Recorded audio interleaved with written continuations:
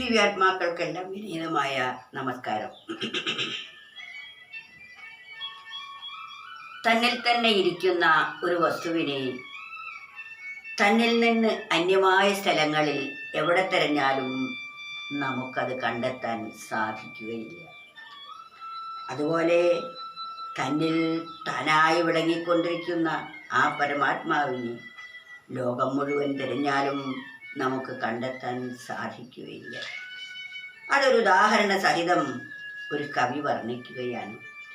സ്വന്തം ഗീശയിലെ താക്കോൽ തിരഞ്ഞു നടക്കുന്ന പോൽ നമ്മളിൽ തന്നെയുള്ളൊരു ആത്മാവിനെ കാണുക.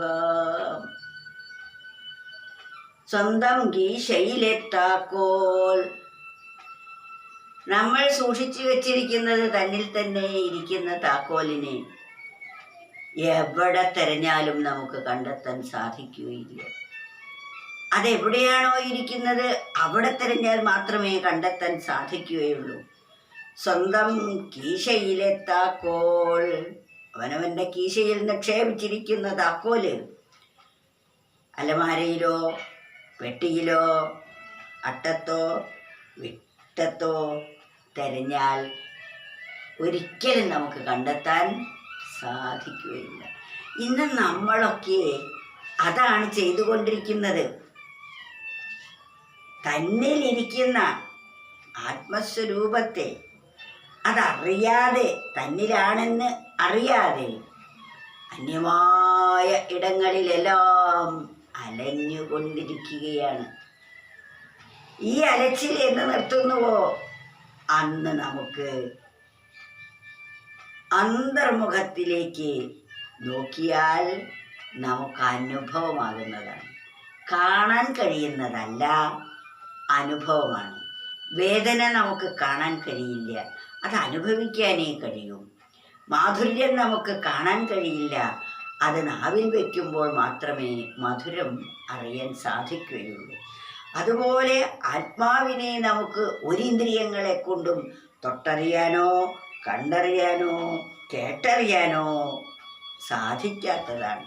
കാരണം തൊടാനും കാണാനും കേൾക്കാനും എല്ലാം സഹായിക്കുന്നത് ഏതാണോ അതാണ് ആത്മാവ്, അല്ലെങ്കിൽ ഈശ്വരൻ എന്ന് പറയുന്നത്.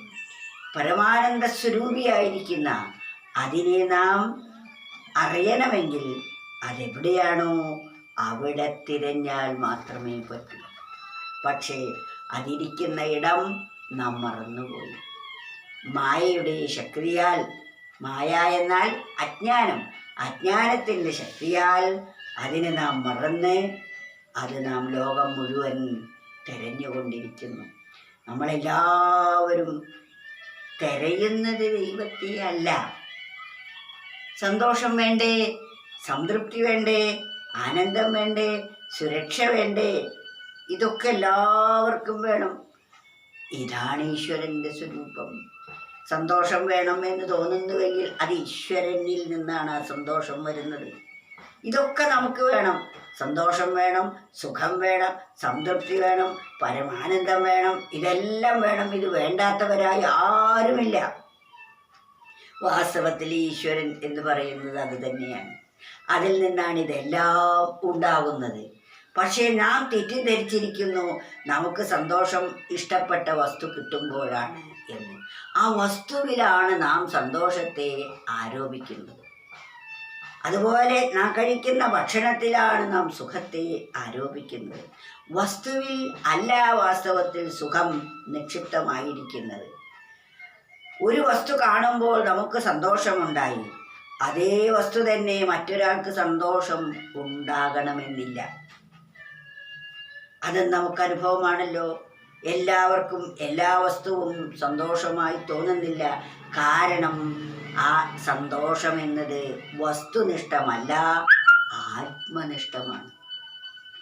അത് ആത്മാവിൽ നിന്നാണ്, അല്ലെങ്കിൽ ഈശ്വരനിൽ നിന്നാണ് ആ സന്തോഷം വഴിഞ്ഞൊഴുകുന്നത്. ഈ മാർഗത്തെക്കുറിച്ച് അറിയാത്തത് കൊണ്ടാണ് നമ്മൾ തെറ്റിദ്ധരിച്ച് വസ്തുനിഷ്ഠമാണ് എന്ന് ധരിച്ച് വസ്തുക്കളെ സമ്പാദിക്കാൻ പരിശ്രമിച്ചു കൊണ്ടിരിക്കുന്നത്.